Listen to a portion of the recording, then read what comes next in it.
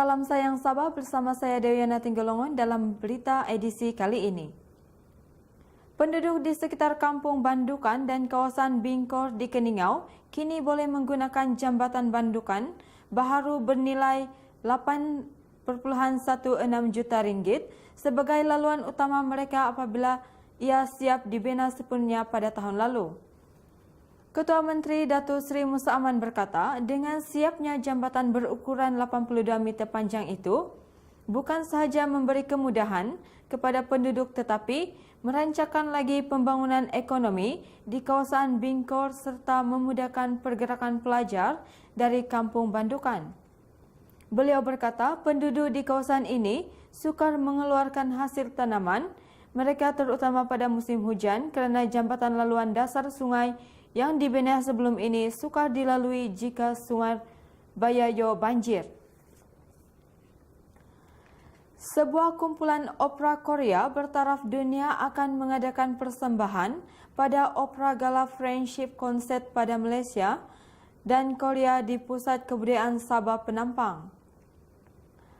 Pegawai Bahagian Publicity dan Reka Bentuk Lembaga Kebudayaan Negeri Sabah, Sarah Elisha Ahmad Shah berkata, konsert yang julung kali diadakan itu akan berlangsung pada 28 Mac bermula pukul 8 malam dan dijamin mampu memikat hati penonton melalui gandingan persembahan artis handalan dan kedua-dua negara.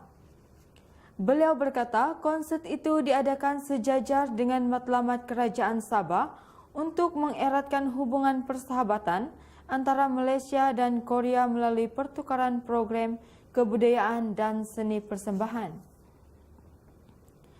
Pemimpin masyarakat berperanan besar dalam memberi pemahaman kepada rakyat akar umbi tentang kebaikan pelaksanaan cukai barang dan perkhidmatan GST yang akan berkuat kuasa pada 1 April depan.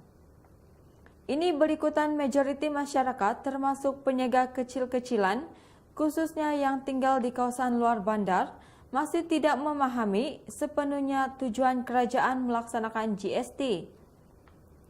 Pengurusi Jawatan Kuasa Kemajuan dan Keselamatan Kampung JKKK Perumahan Kampung Kuala Saibun Mudin berkata, sebahagian besar peniaga dilihat masih keliru dengan sistem GST, malah ada yang beranggapan cukai itu akan menyebabkan harga barangan jualan mereka terpaksa dinaikkan.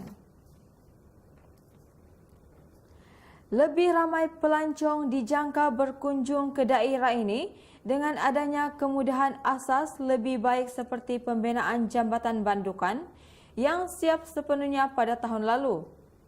Pegawai daerah Yusuf Osman berkata, Sungai Bayayo kini semakin mendapat perhatian daripada pengunjung luar dan berpotensi sebagai pusat tarikan pelancongan ke negeri ini, khususnya di Keningau. Jambatan sepanjang 82 meter itu siap sepenuhnya pada Ogos tahun lalu dengan kos pembinaan sebanyak 8,16 juta ringgit dibiayai oleh kerajaan negeri. Sekian laporan berita edisi kali ini.